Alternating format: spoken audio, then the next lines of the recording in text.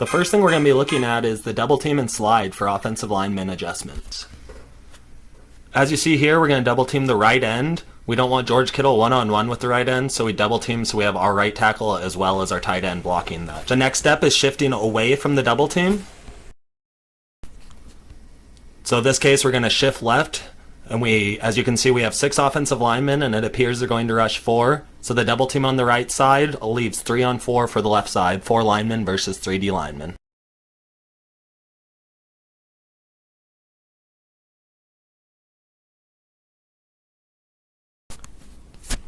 Then as you can tell, they only rush 3, so that leaves way more blockers than there are pass rushers. And this is obviously a play set up just for me to throw up an X factor to Randy Moss.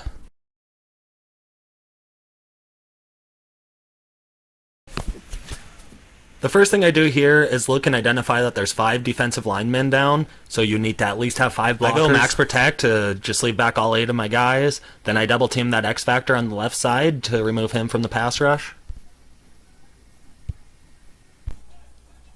Then I shift right, which leaves one-on-one on all my linemen and the tight end and the running back blocking that DN on the opposite side for a quick little pass.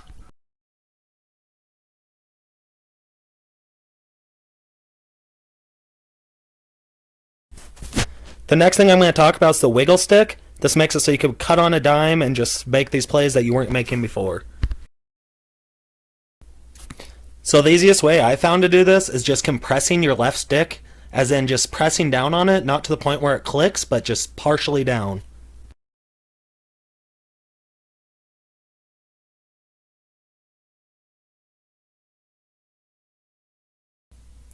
As you can see on this punt return, it essentially gives Devin Hester human joystick. I just walk around Rod Woodson there and continue on.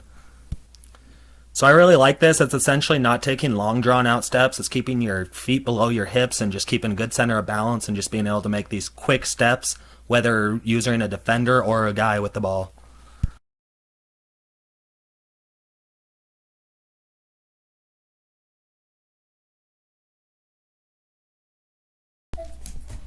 You can see Tyreek Hound just swerve in and out, and it's just so much smoother with the compressed stick, and you can just make those.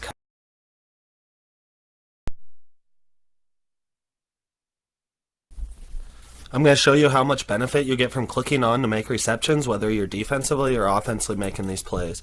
Here I click on the night train lane. With the compressed left stick, I can cut across here, get across his body, and make that spin around sideline catch by clicking down with the left stick and spinning in a circle to get that animation. Here we have an example of how clicking on saves you that extra yard or so. I made this interception. From the time I clicked on, I had a compressed left stick, and I was able to return it for a touchdown.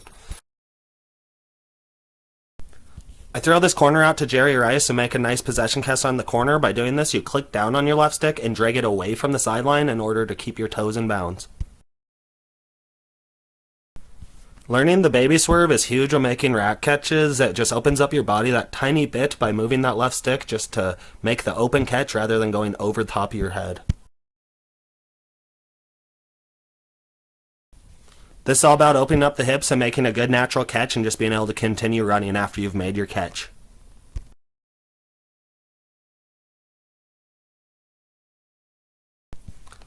Then on this full swerve catch, it's still with a compressed left stick, but it's just a much bigger motion in order to make that open up and catch for a big time gain.